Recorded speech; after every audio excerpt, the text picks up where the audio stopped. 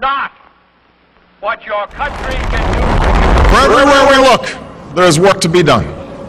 The state of our economy calls for action, bold and swift, and we will act. Ask not what your country can do for you. We will build the roads and bridges, the electric grids and digital lines that feed our commerce and bind us together. Ask not what your country can do for you.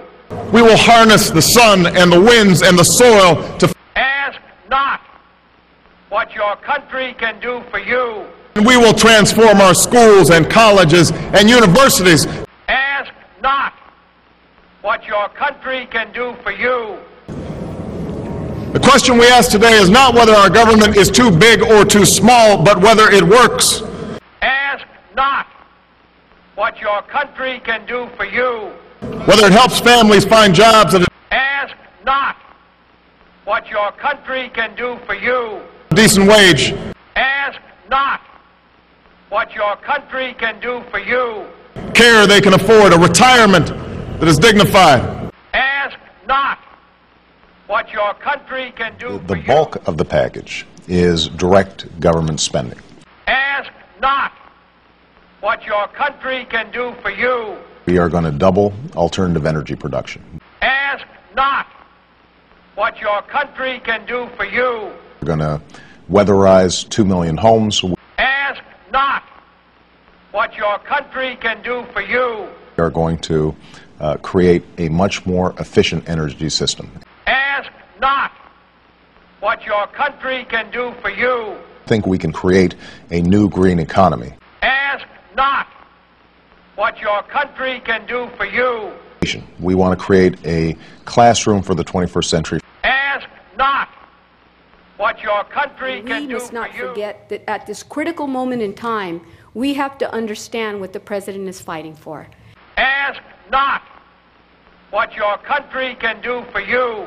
And it's about fairness. Ask not what your country can do for you.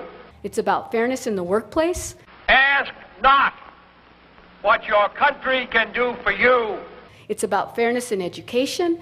Ask not what your country can do for you. It's about fairness in terms of what services are provided by government. Ask not what your country can do for you. And I want to thank the Reverend for that great introduction, and I want to thank him especially for keeping it real. Because that is right. Keeping it real, Reverend. has Keeping been. it real. So it must be with this generation of Americans. That we are in the midst of crisis is now well understood. Our nation is at war against a far-reaching network of violence and hatred. Our economy is badly weakened, a consequence of greed and irresponsibility on the part of some, but also our collective failure to make hard choices and prepare the nation for a new age. Homes have been lost, jobs shed, businesses shuttered. Our health care is too costly, our schools fail too many, and each day brings further evidence that the ways we use energy strengthen our adversaries and threaten our planet. These are the indicators of crisis, subject to data and statistics. Less measurable, but no less profound, is a sapping of confidence across our land. A nagging fear that America's decline is inevitable, that the next generation must lower its sights. Only a few generations have been granted the role of defending freedom in its hour of maximum danger. I do not shrink from this responsibility. I welcome it. I do not believe that any of us would exchange places with any other people or any other generation. The energy, the faith, the devotion which we bring to this endeavor will light our country and all who serve it. And the glow from that fire can truly light the world.